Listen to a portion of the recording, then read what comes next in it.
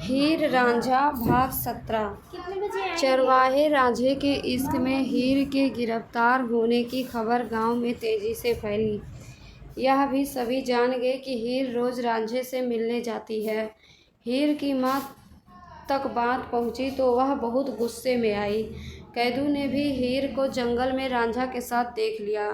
हीर जंगल से जब वापस लौटी तो माँ ने डांटते हुए कहा, गांव वालों के ताने सुनकर हम जहर का घूंट पीकर रह गए। तू मेरे कोख से पैदा नहीं होती तो अच्छा होता।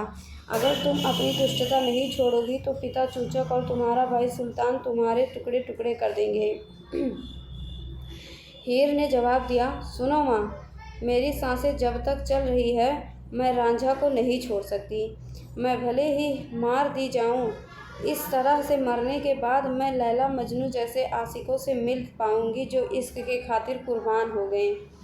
हीर की बात सुनकर माँ का गुस्सा 7वें आसमान पर था। माँ ने कहा, अब तक माँ बाप ने तुम पर जो प्यार लुटाया उसका यह सिला तुम दे रही हो। बेटी, हमने सोचा था कि अपनी बगिया में हमने गुलाब का पौधा उगाया है, लेकिन तुम तो कांटों की झाड़ निकली। तुम राजा से रोज मिलने जाती हो और उसके लिए खाना भी ले जाती हो।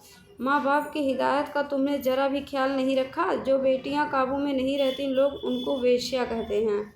हीर ने अपनी माँ को बातों को अनसुना कर दिया और रांझा से मिलने रोज जंगल में जाती रही। इधर लंगड़ा कैदू हीर के पिता चूचक के कान भरता रहा और हीर पर पाबंदी लगाने के लिए उकसाता रहा। वह जंगल में हीर और रांझे पर जासूसों की तरह नज़र रखने लगा। वह छुपकर हीर का पीछा करता। आखिरकार कैदू को अपनी कुटिल योजना को अंजाम देने का मौका मिल गया। हीर रांझे के लिए पानी लाने के लिए नदी की ओर गई। रांझा अकेला बैठा था। तभी कैदू फकीर के वेश में उसके पास आया और खुदा का नाम लेकर मांगने लगा। रांझा ने उसे फकीर समझकर आधा खाना उसे दे दिया। कैदू ने फकीरों की तरह उसको दुआ दी और खाना लेकर गांव की ओर चल पड़ा। जब हीर नदी से पानी लेकर वापस लौटी तो उसने रांझा के पास आधा खाना देख उसने पूछा। रांझा ने बताया कि एक लंगड़ा कर चलने वाला फकीर उसके पास आया था जिसे उसने आधा खाना दे दिया। हीर सारा माजरा समझ गई। उसने रांझा से कहा, तुम्हारी बुद्धि कहाँ चली गई है? वह फकीर नहीं, मेरा दुष्ट चाचा कैदू था जो मुझे बर्बाद कर देना चाहता है। मैंने तुमको पहले ही सावधान किया था। कैदू शैतान है। वह पति पत्नियों और माँ बेटियों में फूट पैदा कर देता है। वह बहुत बड़ा पाखंडी है। वह सुबह को अपने दोनों हाथों से जिस चीज़ को संवारता है, रात को अपनी लात से उसे उजाड़ देता है। वह हमारे प्यार भरी दुनिया में जहर घोल देगा।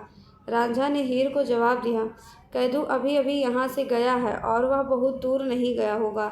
जाओ और कुछ भी करके उसे रोको।